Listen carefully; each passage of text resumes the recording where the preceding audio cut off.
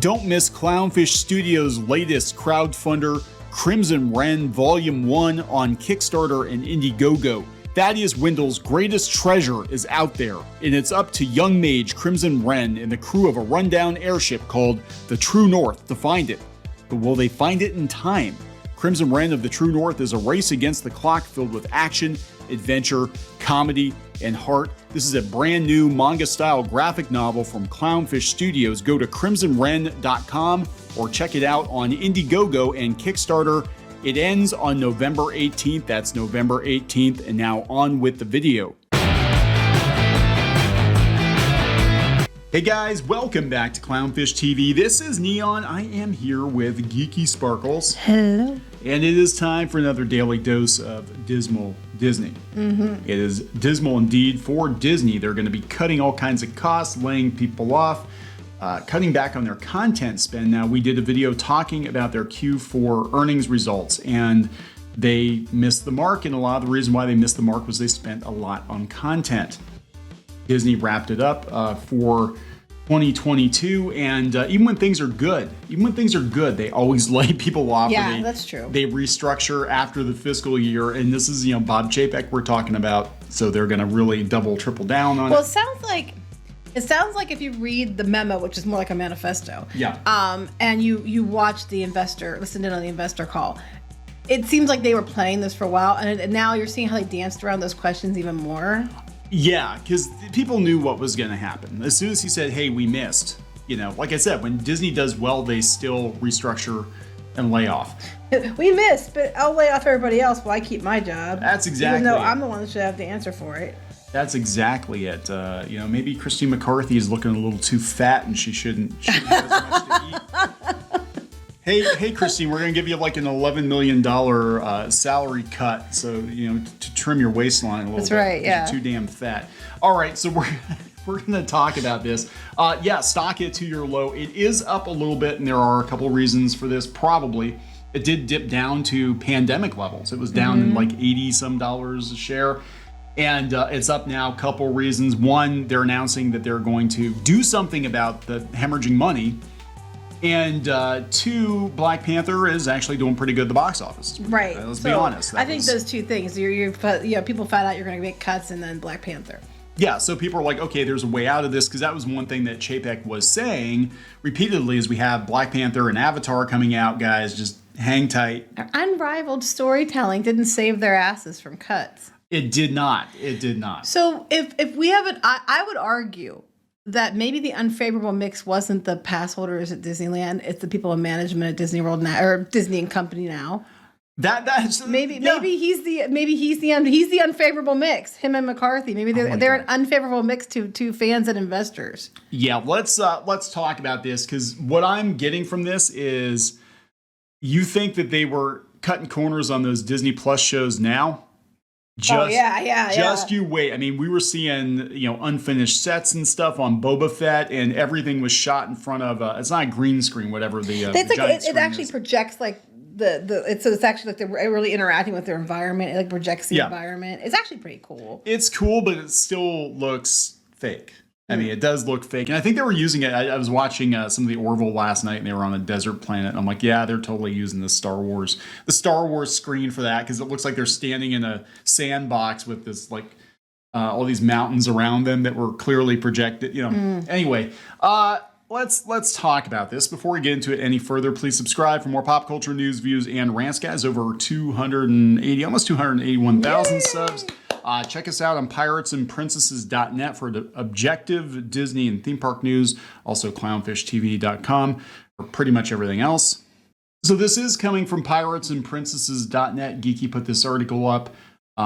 This shouldn't surprise anyone. The news broke yesterday that Disney plans targeted hiring freeze, staff reductions, and cost-cutting. Wait till you hear about the cost structure task force. Wait till you hear about that one. That one's funny to me.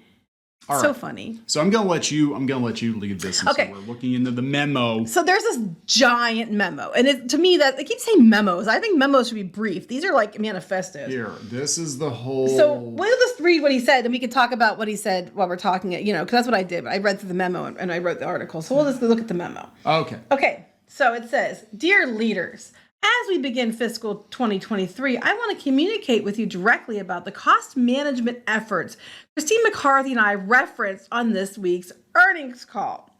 These efforts will help us to both achieve the important goal of reaching profitability for Disney Plus by fiscal 2024, which is what they promised to begin with, and make us a more efficient and nimble company overall. Cuts. This work is occurring against a backdrop of economic uncertainty that all companies in our industry are contending with. Now, during the call, someone asked them what that meant about, what the forecasted was with the recession, and like, oh, it's going to depend on macroeconomics globally.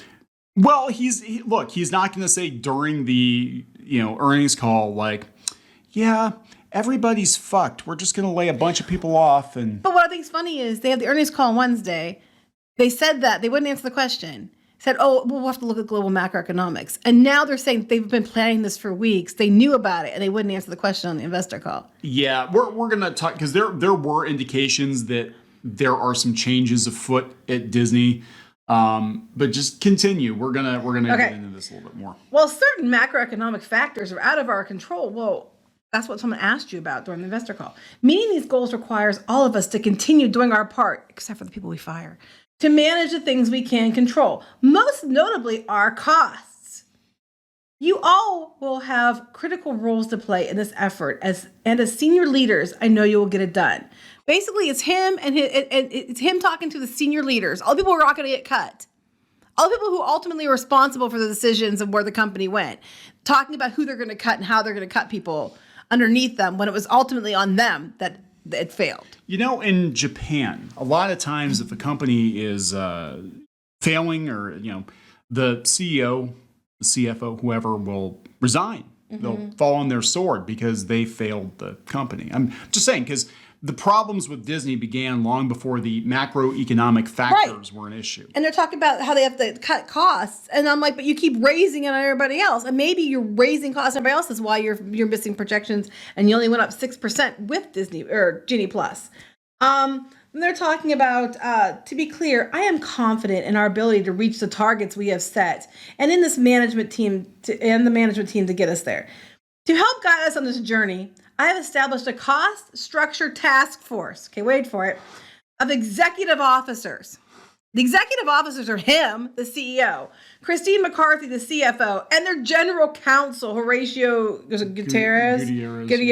Yes. So basically, let's look at this. The cost structure task force is him, Christine McCarthy, and a lawyer to make sure they don't get their butts sued or they cover their asses. So I kind of get the feeling they were watching Elon Musk and they were like, hey, he got away with it, like firing half the company and he's going to save some money. Facebook's doing it too. Facebook's doing it too. Why can't we do that too? But Bob Chapek, he loves saving money. So let's, But yeah, what's funny to me though is the people that are the customers, they keep saying that, they're unrivaled storytelling and customers, are fed up. They're not spending the money. People are getting burnout. They keep making wrong choices. And then their answer is, we're going to get rid of people. So, well, here's where it gets really interesting. This is I'm reading between the lines here. Okay. We're not starting this work from scratch and have already set several next steps, which I wanted you to hear about directly from me. So again, they've been planning this for a while. They didn't mention that in the earnings call. Disney knows. So here's what we learned when we were doing media with Disney. You could watch for certain indicators that things were not going so well. When they start to fire sale the theme parks and the cruise ships and the Galactic Star Cruiser and that kind of stuff, that is an indicator that their bookings are not where they want them to be. And they know a month or two before the end of the quarter where they're going to wind up usually. Mm-hmm. And again, when you start seeing all these sales and they're giving away, Galactic Star Cruiser rooms and all this other stuff. We haven't done that yet, but give them time. But they were giving it to media. Travel agents. Yeah. They were trying to drum up interest. They did this when we were there too. You could tell things weren't going so well because the one thing we learned, everybody's like, oh, the free dining promotion. Disney doesn't do the free dining promotion unless they absolutely positively have to. And what triggers it is the bookings aren't meeting a certain threshold by a certain time. We saw Christmas. They were, now granted that won't be in the first quarter of next year, but they started the deal for Christmas deals, tons of Christmas deals. They don't usually do Christmas deals. That's like their peak you pay full price people season. And they already pre-started sales on Christmas deals on multiple levels. Yeah, so they know what's going on. Now, here's where it gets really, really interesting. Because again, remember, most of their losses came from spending a shit ton of money on content. Disney Plus, they're spending a lot of money on it. It doesn't look like it sometimes, but supposedly they're spending a lot of money on it. He said, first, we have undertaken a rigorous review of the company's content and marketing spending, working with our content leaders and their teams. That would include Lucasfilm. Mm-hmm. Why we don't play Star Wars movies? Yeah. So what's going on? Because I did the video yesterday talking about how the media is even starting to call out that The Last Jedi is fundamentally what broke Star Wars. Oh, you don't say! Those racist, incel, misogynistic bigots. And I have to think that Bob Chapek is painfully aware that they made some huge miscalculations with Star Wars. And I guarantee you that the reason they haven't announced another movie yet, or that Kathleen Kennedy has been told, the rumor is she's been told to not announce anything, even though they announced something anyway, was because they're reviewing Lucasfilm, they're reviewing Star Wars, they're reviewing Marvel, and they're like, okay, what worked and what didn't work? And we're not going to spend $200-300 million on another Star Wars movie if it's going to be a flop. Right. Well, that's why the word is that it has, whatever they do has to be successful. It's also a bad indicator for what we might get on like Disney Plus, because they're going to try to crank out as much as they can cheaply. Yes. They got to hit that profitability goal they set out when they started. But anyway, yes. So they're talking about it. Then they said, well, we will not sacrifice quality, bullshit, or the strength of our unrivaled synergy machine. Oh my God, that makes you sound like, dude, that makes you sound like the most robotic, it's like it is the Kevin robot at the end of She-Hulk. What this sounds like. Our unrivaled synergy machine. He sees Bob from the black hole. Oh my God. He's put such like Chapek's face on. We must ensure our investments are both efficient and come with tangible benefits to both audiences and the company. So audiences are fed up. So we got to make sure the audiences are getting a benefit too, because they just won't give us our money anymore because we're Disney. So is that why they did announce what was going on with Ghibli? And it wound up being a 3-minute short. All this. But I love Soot Sprites. It's Dust bunnies, I guess. Yeah, I love Soot them. Sprites, good. Yeah. I mean, it's a cute idea, but I'm like, they weren't going to do a full movie with Ghibli, guys. There's just no way in hell. But so they should have. People would have been. They would have made money. That would have made bank. They would have. All right, let's go back. Let's go back to this. Hiring freezes for the small subset of the most critical business driving positions will continue. Yeah, so they're basically saying they're gonna limit their hiring, except for things that are important, like critical business driving positions. Executives. Basically, more executives. The critical business driving positions that bring us money will continue, but all other roles are on hold. Your segment leaders and HR teams have more specific details on how this will apply to your team and if you have your job. This reminds me of the one company I worked at where we literally had more managers than we had employees to do the work. I mean, I don't think that's going to be the case here, but it sounds to me like they're like, yeah, we're gonna keep hiring managers. We're just gonna not give them teams to get it done. This went out to the team leaders and executives. So, and I don't think that it was meant for that to be leaked, that all the people know that now they might get fired. Yeah, they're gonna treat you just about as well as they treated you during the pandemic. And I'm waiting for Abigail Disney's hot take on Monday. I don't know if she'll have it. We'll see. So this is where it gets me too when we see some of this other stuff. I know it shit got real. Okay. Third, we were reviewing our SG&A costs and have determined that there is room for improved efficiency. That means redundancies, firing people. Smaller pieces of cake. Translation: the cake is going to get smaller and cost more. And it's going to cut. Yes, and they're going to cut people. Yeah, as well as an opportunity to transform the organization to be more nimble. The task force will drive this work in partnership with segment teams to achieve both savings and organizational enhancements. Okay, so this, you said about shit getting real. This tells me this is not going to be like, well, we're just going to kind of cull some of the, the dead weight. This tells me that we could potentially be looking at like Facebook level layoffs. Like they might be like, why do we have so many cast members just, in Epic? And they're already overworked. Like we can get by with half as many cast members. Why don't they just cut executive pay? Cut their bonuses. Again, not to be that guy, but I'm going to be that guy. Christine McCarthy, who's become my favorite punching bag in this episode.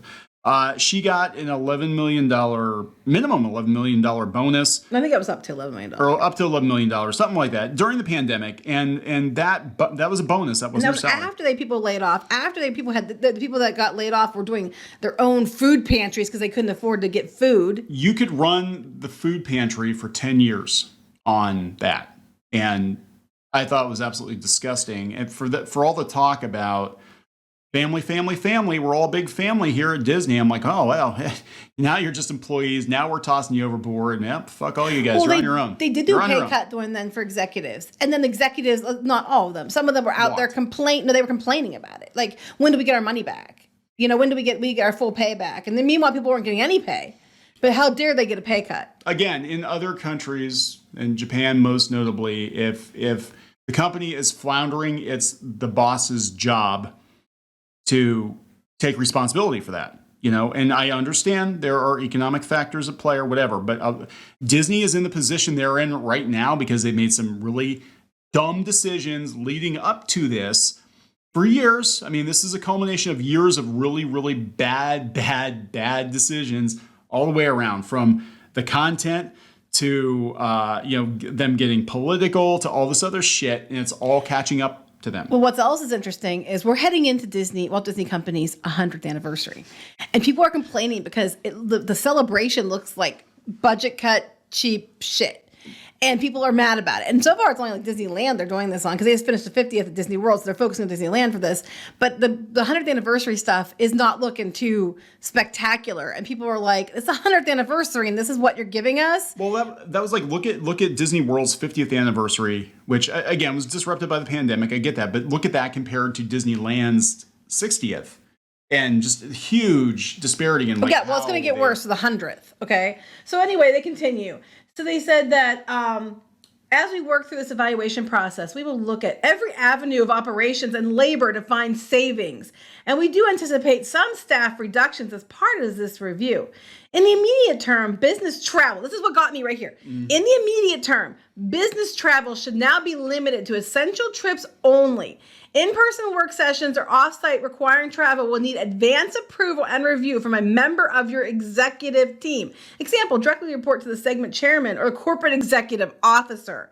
As much as possible, these meetings should be conducted virtually. Attendance at conferences and other external events will also be restricted and require approval from a member of your executive team. That's what got me. It's not good enough for cutting people. Now, you're not allowed to have any travel that's not deemed extremely necessary. Just Zoom calls. I think, just based on my experience, that some Disney people were taking advantage of the travel perk and traveling a lot more and spending a lot more and eating a lot more than was really necessary, because they're like, oh, well, it's just a write-off. I know you're talking about this. I do believe that there was some abuse of that they basically were given the company credit card and they were allowed to just, do whatever the hell they want to do. And again, you can get away with this when times are good, when you have free spending Bob Iger and you're at the top of your game and all your Marvel movies are breaking $1 billion time after time after time.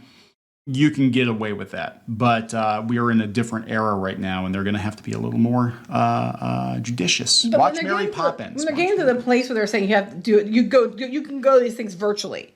That just tells me it's bad. I mean, it's bad. Yeah, and the next thing, well, they'll say that, and then they'll be like, and also, they'll take a cue from Twitter and be like, yes, and also you need to be in the office too, not floating about. And well, no, I don't know if they want them to. They're like, well, virtually, yeah, they might be in the office, but they want you virtually doing everything, so it saves them money. So anyway, continue. Let's go down. It goes on. There's more. Our transformation is designed to ensure we thrive, not just today, but well into the future. It's the 100th anniversary next year. And this is what you're starting with. To celebrate the 100th anniversary, I mean, think about this. To celebrate the 100th anniversary of Walt Disney, you're announcing mass layoffs and cost cutting. Well, they're saying a few layoffs, but no. it'll be a... Well, depends. It's all, percentages, right? Facebook, it sounds shocking. They laid off 11,000 people, but they employed almost 90,000 people. Right, so it's a small percentage. Okay, and you will hear more from our task force. Again, the task force is him, McCarthy, and a lawyer. in the weeks and months ahead. I am fully aware that this will be a difficult process for many of you and your teams. We're going to have to make tough and uncomfortable decisions. Why aren't you stepping down, Bob? But that is just what leadership requires. No, sometimes leadership requires you to get out of the way because you're killing the company. And I thank you in advance for stepping up during this important time. Our company has weathered many challenges during our 100-year history, and I have no doubt we will achieve our goals and create a more nimble company better suited to the environment of tomorrow. Tomorrow. Yeah. Tomorrow's child. Thanks again for your leadership, Bob. Again, this is corporate speak. This is corporate speak for shit's gonna get real. They're just trying to couch it in niceties, but it's going to be bad. This is corporate speak for we're going to make cuts and we're going to make you fire people. Yes, and I've been there. Look, I've had to do it. I've been management, and they're like, hey, this is what our spend is going to be for talent or this department or whatever. You get to be the bad guy, and you get to decide who goes and you get to be the one that fires them. And you get to be the one that takes the phone calls and gets the hate mail. And the mom calling you. Oh my God! So. True story. I used to be a managing editor at a newspaper, and it was my job to come in and basically clean house and get things profitable and turn it around with yada, yada, yada. Which you did, then they got rid of you and put their friend in. Yes, they did. So anyway, and again, it was, this is the way things work. But the very first thing I did is go through and fire the freelancers that weren't bringing it. Or the one was a staffer. She was a staff writer. And I'm just like, look, basically, you suck. You're difficult. And she was difficult. I gave her a couple of weeks. And I'm like, I can't work with you. Like, you're just everything I do. You question everything I do. And I'm sorry. I'm the boss. You're not the boss. And here it turned out that she wanted to be. Oh, is that what happened? Yeah. She wanted to be she thought she should be the boss because she was a writer. So she was trying to prove that she was, right. More qualified than you. But she did not have any management experience. At that point, I'd already run composing departments and other. Hell, I was in charge of a composing department when I was like 20, 21. And I'm like, yeah. Well, you weren't whining on social media? Oh, wait, they didn't have social media. They didn't have social media. I didn't have time. I was working like 70 hours a week. I didn't have freaking time. So, I got rid of her because I'm like, she's going to be a problem. And I try to give people as many chances as I can. But so then, I fired her and a couple weeks went by and I get this phone call out of the blue. And it's my extension. So I'm like, who the hell is this? There was this one writer you had there and she was amazing. And why did you get rid? And I'm like, I got rid of her because her stuff was fluff and mostly it was her attitude. I basically told her, like, I need you to write this kind of content because this is what people are looking for. And she just gave me all kinds of guff. And I'm like, we're paying the bills and I'm telling you to write this kind of content. So you better do it. And it came to a head and I let her go. And that turned out it was her mother. Her mother called me to bitch about her not being in the paper. That was the only phone call we got. She pretended to be somebody else. She pretended to be somebody else. Nobody missed her. Nobody missed her stuff. It was barely an inconvenience. Anyway, and we saved some money because she was way overpaid. You said about giving people chances. Just know, if we fire somebody off of any of our stuff, there's usually a damn good reason. And if they suddenly are like wiped out of something, it's usually because we have a very, very good reason and they were given many, many chances prior.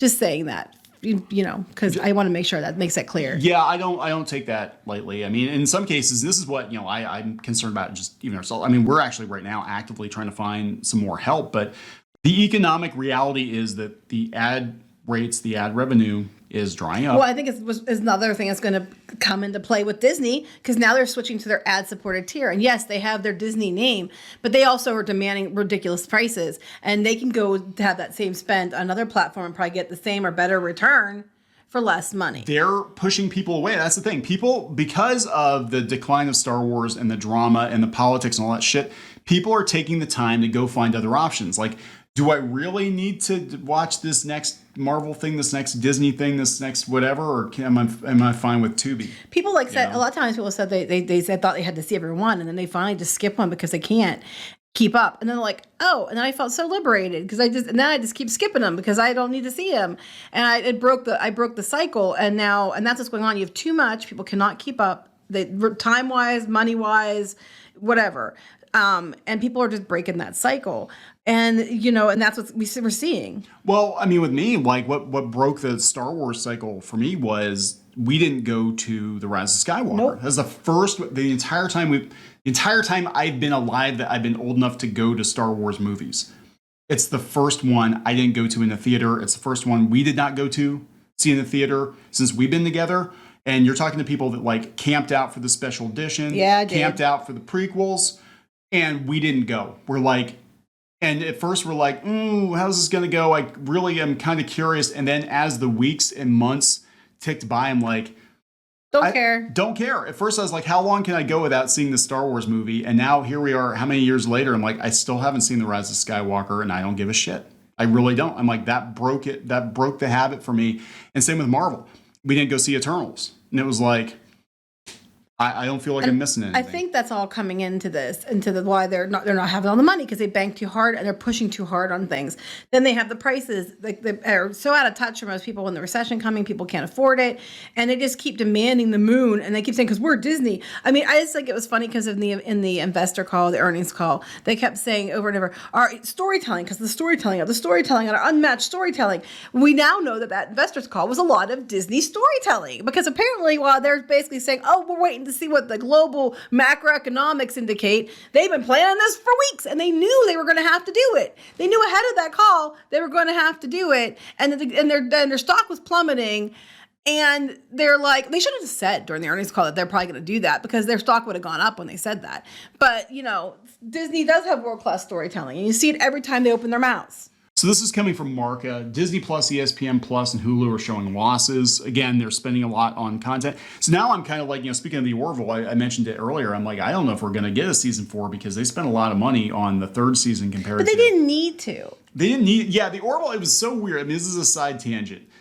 But the first 2 seasons were solid, and the special effects weren't the best. But it was kind of the charm. It got the job done, because it was a throwback to 90s Star Trek, right? Mm-hmm. And I kind of expected it to look kind of low budget, whatever. Then went from that to looking, it was like jumping from Next Generation into First Contact. Mm-hmm. Like, wow, everything is really shiny and really polished, and Isaac looks like an actual robot now, and that's cool. I missed the little fake robot suit with his, because I could see his butt when he walked. It was funny. It was kind of funny. It just looked like he looked like a cosplayer. It was hilarious. It was part of the charm. It was part of the charm, because okay, this is kind of like a low budget sci-fi show. Now it's like, no, you ruin the illusion of whatever. You ruin the illusion with your good special effects. No, it actually took me out of it. It really did. Like season 3, I'm watching it and I'm like, I almost feel like before the first 2 seasons felt like a love letter to Star Trek, but they also had a lot of, kind of wink and a nod. And comedy and stuff. And stuff. And the third one, it's like, now you're trying too hard. You're trying way too hard. Yeah, okay. So here's my suggestion. Cut back on the special effects back to what it was, and keep moving forward. There you go. Put Isaac in the cosplay suit again, and just be like, oh, look, the universe got reset again, and now everything looks cheap. I'm sorry. I was just thinking on a side note about being cheap and stuff. So Bob Chapek was going on about everything he does because of supply and demand. Yeah, here comes supply and demand to bite you in the ass, Bob. It's the cosmic karma boomerang coming back to slap you in the head, because you keep making these I'm raising the prices. We're Disney and we can't, because of, unbridled, unmatched, whatever. It's like, now you're getting your match because people are turning away from you. It's the karma boomerang coming back. Yeah, and that's it. I mean, they've spent years basically just the sheer fucking hubris. Now we're mixing Star Trek with the Orville. But it was Disney thought they were too big to fail, and they thought that they could, because they weathered the pandemic and the pent-up demand. Well, that happens once, like people were stuck in their houses for 2 years, and they make their, once in a 5-year trip, whatever, and they all do it at the same time. And now we're back to like, oh shit, now we've got a whole bunch of competition in streaming. We spent a whole bunch. Epic Universe is coming. I'm sorry. And you guys can I don't care. It's already going to open at Universal Hollywood soon. Yeah. Universal's going to knock it out of the park because they have to. And they don't, they have other revenue sources. Disney is all parks and streaming and merchandise. They own other companies or have things in other companies. Right, but they've got Comcast backing them up, and I mean, you're watching your Disney Plus on Comcast, okay? That's true, actually. I mean, that's the biggest own ever. Yeah, okay. Right? So anyway, we're going to wrap this up. We're going to watch this with great interest. I anticipate more videos, more Dismal Disney news this week. I think there's going to be a shit ton of layoffs. Well, there's going to be a backlash. I mean, that's for sure. Oh, yeah. Absolutely. All right, guys. So let's wrap it up. Yep. Please subscribe for more pop culture news, views, and rants, and we'll talk later. Bye.